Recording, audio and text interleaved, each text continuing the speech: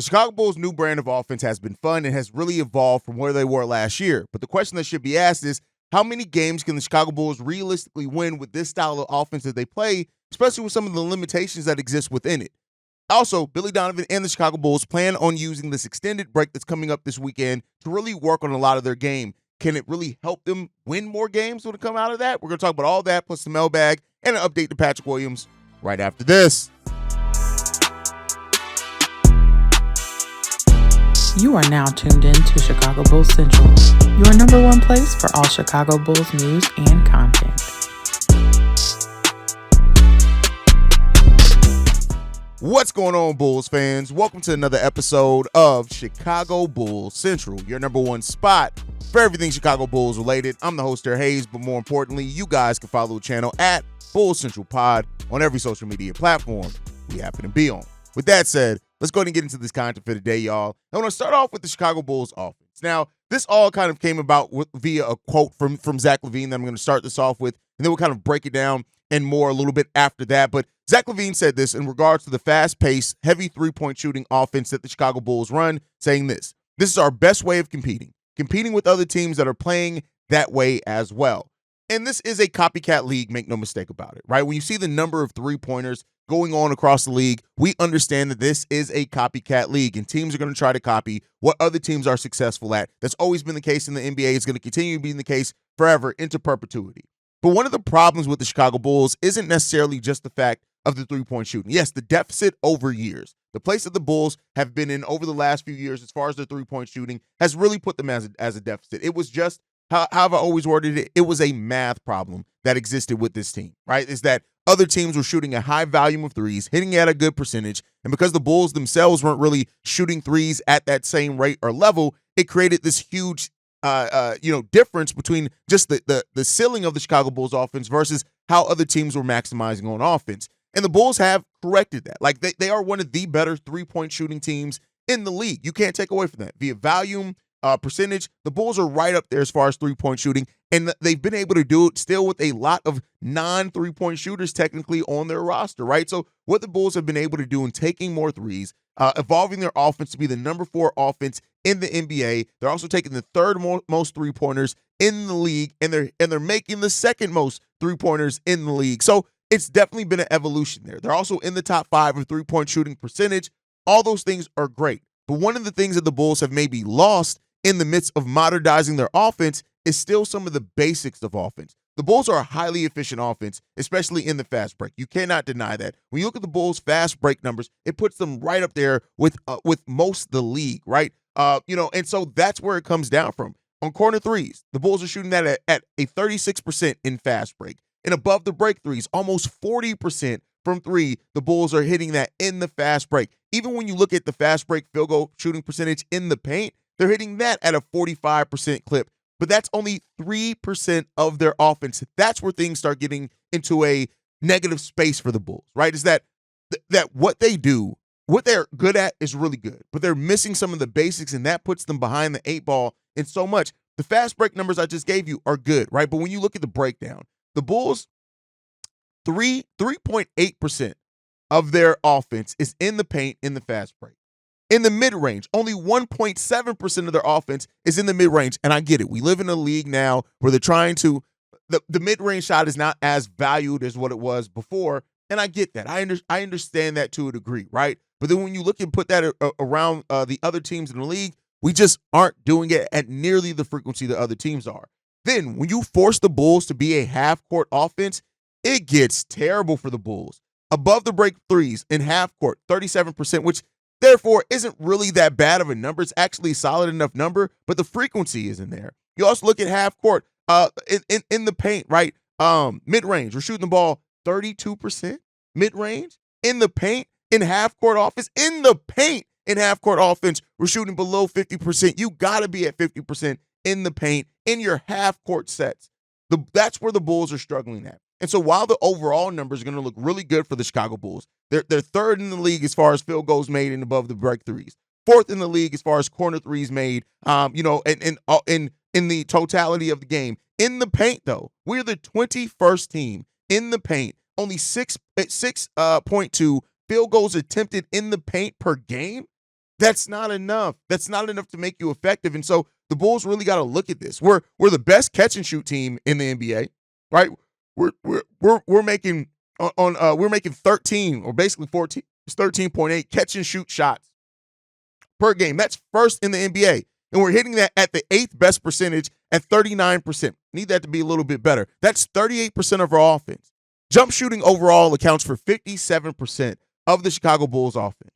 We just got to be better in those type of things. And so while the Bulls offense is fun and it's good, and listen, let me be clear. The evolution was needed. It's just that we missed some steps in the evolution, forcing this to happen as quick as what we did. And we got to try to uncover that. A lot of that goes to Vooch. Vooch and Zach LaVine are the Chicago Bulls' best half-court players by far, right?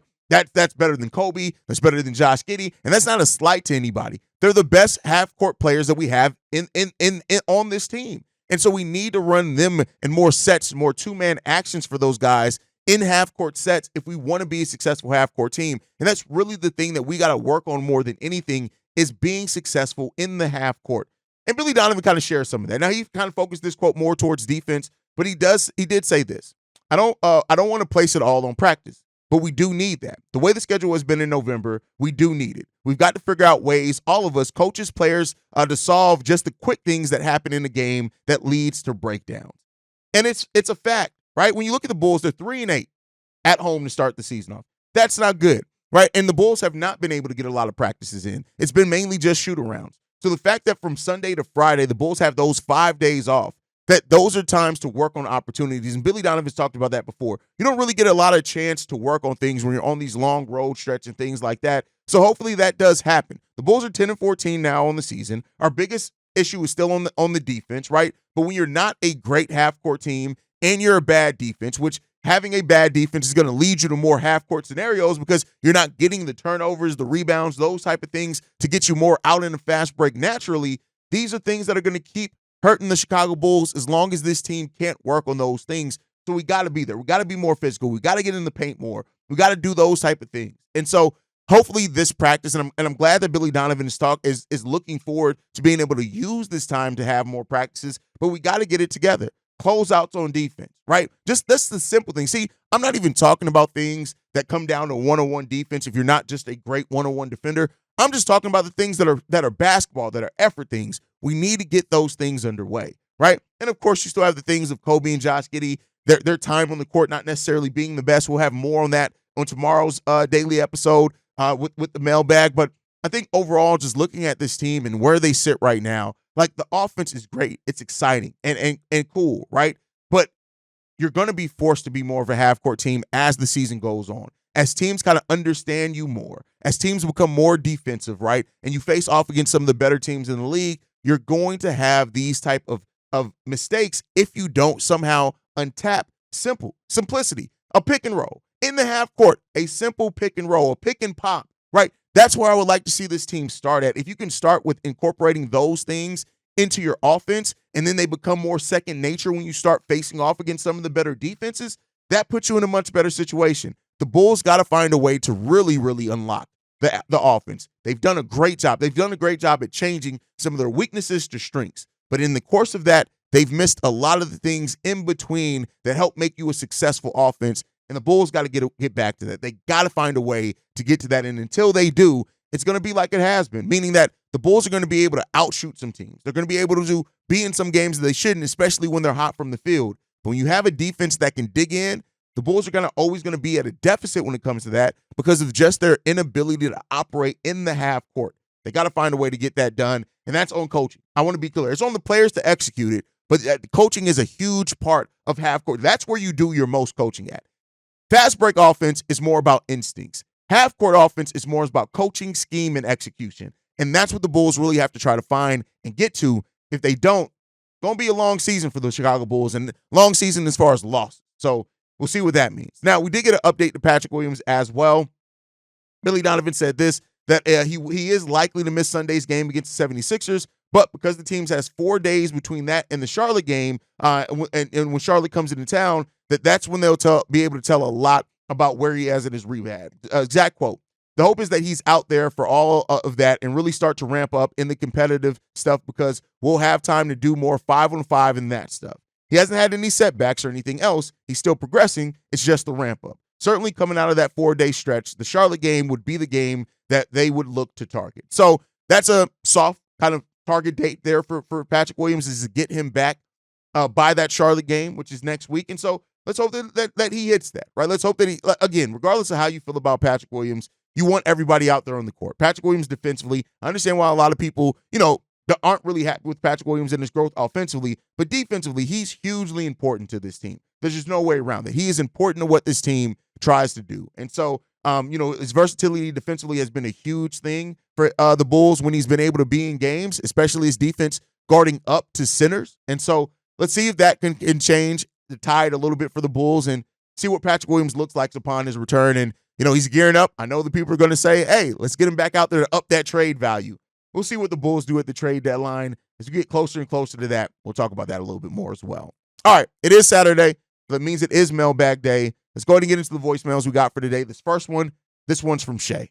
Yo, what's up, Haize? This is Shay. Look, man, I understand that Josh Giddey does a lot of good things well, but, man, what do we really need this dude for? I mean, I know we run the offense a certain way, but we could run that even without him, man. I mean, we could get Coby or Ayo to have a high number of assists any game of the week. Think about it. They did it last season. Both of them playing together. So I feel like this.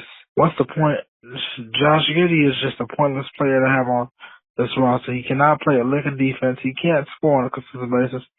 And most of the time, in some of these games, he ain't even doing the assist part, most often.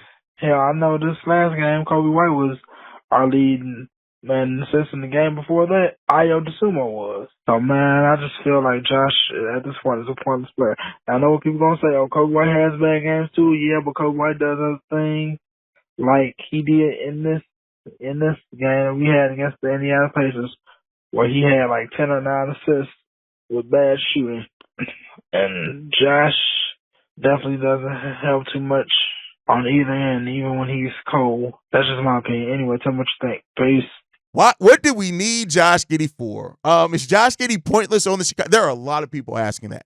Now, here's what I'll say, right? To me, regardless of how you view Josh Giddey or not, it's clear that the Bulls' acquisition of Josh Giddey is because that was the best probably offer that they were getting at that point for Alex Caruso.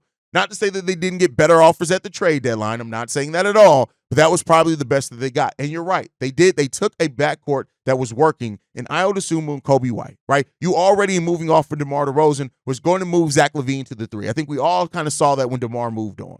Or we saw that in the course of realizing that the Bulls were probably going to move on from DeMar DeRozan.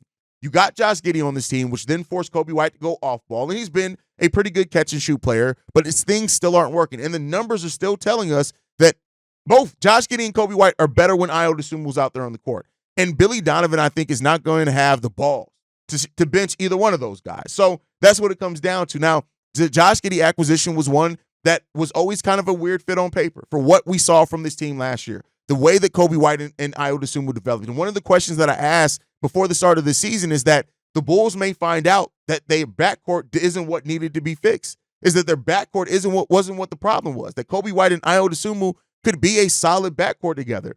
And that's where you get into the Josh Giddey all over. Like, he's a very particular player. Now, I do think that Josh Giddey can be effective. I think that the Bulls acquired Josh Giddey and then didn't really make the subsequent acquisitions to make the Josh Giddey acquisition make more sense and be more seamless. And that could be because of the amount of change that there probably is still left to have on this roster if you move on from Vooch, if you move on from Zach. And that goes back to the question that I've asked before. With Josh Giddey being such a specific player, are the Bulls ready to invest what's needed to get the most out of him, or are they going to make more moves in different areas? Like, Josh Giddey is such a smart player that he can find a way to be effective on teams, right? Effective in the sense of be solid, right? But if you really want Josh Giddey to excel at what he's best at, there's no question about it that the Bulls aren't necessarily putting him in those best situations either, which makes the acquisition even more questionable. So I get why you're asking that question, but here's the response I'm going to have to that, is that this Bulls roster isn't nearly done, a finished product or a successful product yet. And let's see how Josh Giddey looks as the Bulls continue to change and evolve this roster and players have evolved. Because I tell you what, I'm excited to see more modest and Josh Giddey minutes. Of course, Lonzo and Josh Giddey minutes. Lonzo and Modest Busilla's minutes as well. But like with Josh Giddey's ability to start the fast break, I'm excited to see him out there with Modest. But we'll see. But great voicemail, Shay. And the answer to your question is we'll see. All right, let's get into this next voicemail. This one's from Reginald. Hey, this is Reginald from Columbus, Georgia. Just want to speak on the earlier topic that you did.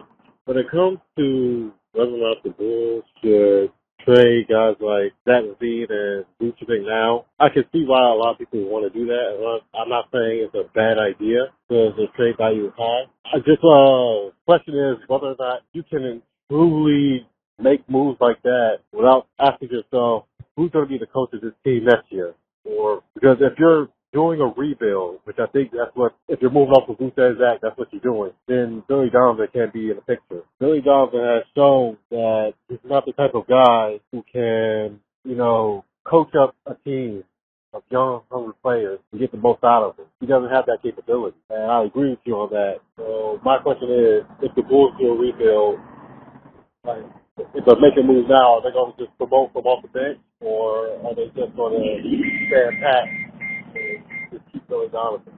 What's your opinion? Thanks.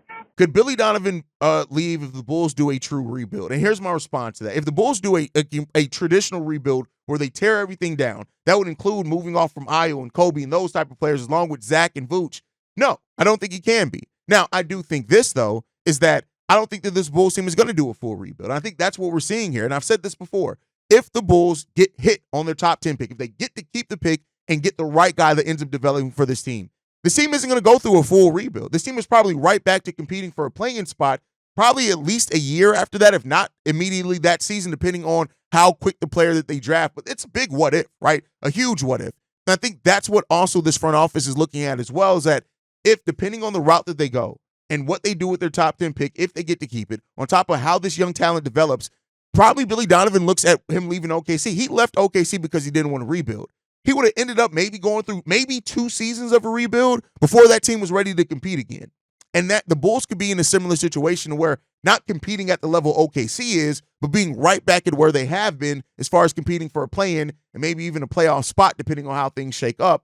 So I think that that's the thing that you also have to look at, and why the Bulls may not move on from Billy. Y'all know my personal opinion. This is me being objective. I want to see Billy Donovan gone, but I try to be objective in running this podcast, and so there's a wiggle room in there to where the Bulls may not be that far off, even if they trade Vooch and Zach, depending on who they get back and how other players continue to excel. And we'll see where that brings, Reginald. But great question. All right, let's get into this next voicemail. This one's from Brian Washington. Yo, what's up, Haize? Good morning. This is Brian Washington, man. You hit a lot of points on it, man, like as far as the development of the team and the direction they should go in. I'm all open for it. My only problem is coaching. Like you hit that you hit a point on that too. Like Billy Donovan, he's not the coach for this team, bro, at all. I don't care how many good games he coached. He's soft. We got the offense. We need a defensive-minded coach. Even the assistant coaches can go, because it ain't just Billy. You got Billy Donovan. You got a whole bitch of assistant coaches there. What the hell are they doing? Is they talking to these players? They sit over there with their arms crossed, and even after a player make a good play, congratulate your players, spank them on the ass and say good job. He don't do that. He just chew and pop bubble gum all day. And that's the way the Bulls play. They play like they all chewing bubble gum, man. And I don't want to watch that. You know what I'm saying? And you're right about Manas. He's going to be the face of the team. I see that in him, and he got the mentality to carry a team. He just needs to develop, but I don't think that's going to happen under Billy. We probably got a fucking diamond in the rough, fucking star in the G League, but we'll never know. We'll never know that. And I'm afraid of the future players that they draft if he's the coach and the team development staff. It's like what they doing with the players, bro. Like even the scouts, like what type of players are y'all drafting? Like you say, over the years, like didn't have any great draft picks. They got a few of them, but it's like what type of players are y'all looking at, or what direction was y'all planning to go in?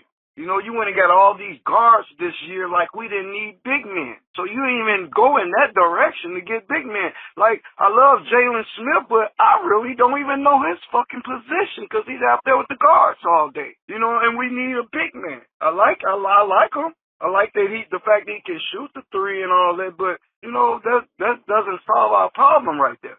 We have enough of that. We just need some defense, defensive-minded players, and the coach got to give his team that spark. Like you said tonight, they can't slack on San Antonio. You know what I'm saying? Because San Antonio they well coached, and he can go out there and kick the Bulls' ass himself. You know what I'm saying? So you can't sleep on teams like that just because certain players ain't playing. We don't have that type of team to sleep on anybody. But I would love to see the change and the new draft picks. I'm open for all that, but not under. Billy Donovan, not the coach of the team, kind of similar to the last voicemail that I got. But here's what I'll say. I think the assistants, they've been here for 23 games. Like I think we got to keep in mind, Wes Unseld and Dan Craig haven't been here very long, and players have already talked about how much that they have helped them. So I'm not going to necessarily blame the assistants here. Now, I do think that can players develop under Billy? I think it's a mixed bag there, but I think that comes down to the Peter Patton and the player development department. When you hear Io talk about how he worked his three-point shot last year and just has become a better offensive player, he's talked about Peter Patton. When you talk about Coby White and him talking about him becoming a more consistent player, he talked about Peter Patton and he's talked about Wes, right? When you look at even Modest Bucilis and his improved three-point shooting since the start of the season, he's talked about Wes, he's talked about Peter Patton. Dalen Terry and his improved offense, he's talked about Dan, he's talked about Peter Patton. So I think that, we have the things that they haven't been here long enough. Peter Patton and the development squad have only been here a season, and we've seen some nice development from players over that, right? They're now, a season and a quarter into their time here. Dan Craig, Wes Unseld, same thing. So, the Billy thing, can players develop under Billy? Yes, but we've seen you have to have a whole player development department, and your assistants have to be former heads of player development, and that still raises the question of why the fuck is he here if that's the case? But I'm trying to put my Billy Donovan bias aside for me wanting to see him fired and just look at things objectively. And we'll see what develops out of that. We'll see. As far as the Jalen Smith signing, here's the thing. Jalen Smith, when the Bulls got Jalen Smith, it was because he fit the style that they clearly saw the Bulls playing. That's a more up and down style where you're not running a traditional center, and Jalen Smith not being a traditional center actually works for that. If you look at his minutes on the court, he's actually really good on his minutes on the court for the Chicago Bulls. But overall, we need some. It's not necessarily just about a traditional big man. I know that's not what you said, but it's more about the style, right? We need somebody that can rim protect, right? If Jalen Smith was kind of a better rim protector, he gets some weak side blocks. If he's kind of a better rim protector, he would almost be perfect, even with his on-ball defense not necessarily being great. But I still like Jalen Smith. You look at his minutes when he's on the court for the Chicago Bulls, they're really good. Like, Jalen Smith is a good player. You say you don't understand his position. I do. He's a more modern, up-and-down center. Like, the Bulls are 2.7 points better per 100 possessions when he's on the court. You also look at opposing teams. They're negative 4 points worse per 100 possessions when Jalen Smith is on the court. So I think those things kind of play out, but we're missing some big skill sets for this team that make successful teams, and that's where you're seeing the Bulls fail at. So let's hope that improves for the team over time as well. All right, let's get into the last voicemail. This one's from Corn. What's the word, King? It's your brother Corn, man. Let's get right to fucking to it, man. First of all, man, I know it's been past, but happy birthday, big brother, man. Appreciate everything you do, man. Love you, man. But now you got all the pleasantries out the way, man. I'm gonna hit you, with a Kendrick. You know what I'm saying? Hit you with a Kendrick, you know what I'm saying? With a Kendrick bar. You can tell me which album it comes from. It's from my favorite album. But you seem conflicted, my brother. You seem very conflicted on what the decision on what we should truly like. I'm gonna say this. The inconsistencies with this team, and this is for Coby and Io. Because I think you feel conflicted about trading those two. And I'm going to tell you why you shouldn't feel conflicted, that you should be willing. And I get the reason why you don't. You can tell me you can tell me that Coby been more actually consistent because you're a numbers guy, based on numbers. But me, I'm an eye test guy. When I see from my fucking eyes, what my eyes is telling me is this isn't it. Now, will I rather have one of them as a foundation piece? Yes. But to make the move, because to me, I feel like it should be Coby. Io could still be a foundation piece, a leader, somebody that could bring in and help in the young guys, because to me, he's already a young vet. But when it comes to Coby White, I would set my ties with him right now. I know you probably don't agree. Like I said, you seem conflicted, my brother. But I'm going to see what's really going on in that head of yours to understand, because like you said, at one point you like, yeah, and then at another point you like, when I said that, you made that face like, I don't know. I don't agree with that really. And I would like to know why not, because to me it is time. Zach and Bruce writing on the wall. It's time to talk about Coby and Io and what should we do with them. P. Will saying modest, yeah, whatever. But Coby and Io, those pieces I feel like that are real good tradable pieces.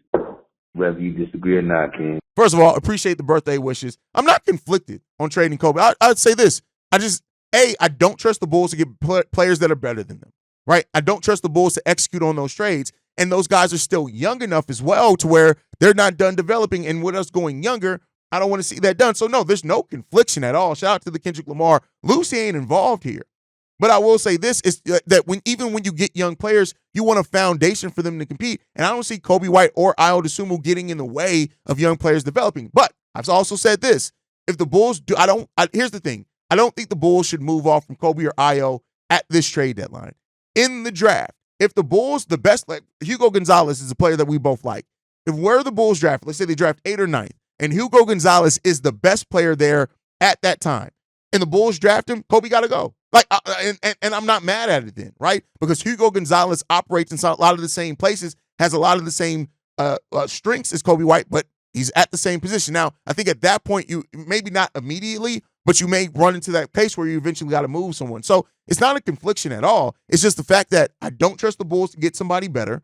I don't think you have to move on players that are young on reasonable deals just to regain assets yet, right? You want to see what you have first, because you end up getting Kaman Malowick, I believe is how you pronounce it, from Duke. Listen, Ayo and Coby can play with those guys. Matter of fact, I think Ayo and Coby would thrive with that guy, so why are you moving them? That's what it comes down to, right? Is that I'm looking at it right now as not moving on from some young pieces that are developed on your team for a maybe. Now, if you get to the draft and the best player is a guard or whatever, then all right, some things may have to change. And I think overall, too, is like right now, my problem isn't Ayo or Coby. It may be Josh Giddey a little bit more. So that's just my thought process, Corn. No confliction. It's just a lack of trust and a lack of desire to move either one of those guys based off what we have right now. So we'll see, though. Make sure you guys are following the channel at Bull Central Pod. You can send us any feedback, questions, comments, concerns. BullCentralPod@gmail.com. Lastly, if you want to leave a text message and our voicemail for the mailbag, the number to do so, 773-270-2799. We're the #1 spot for everything Chicago Bulls related, but that's thanks to you lovely and beautiful people. And like I like to end every episode on, go Bulls. Love you guys. See red if you can, y'all. Peace. This has been a presentation of the Break Media.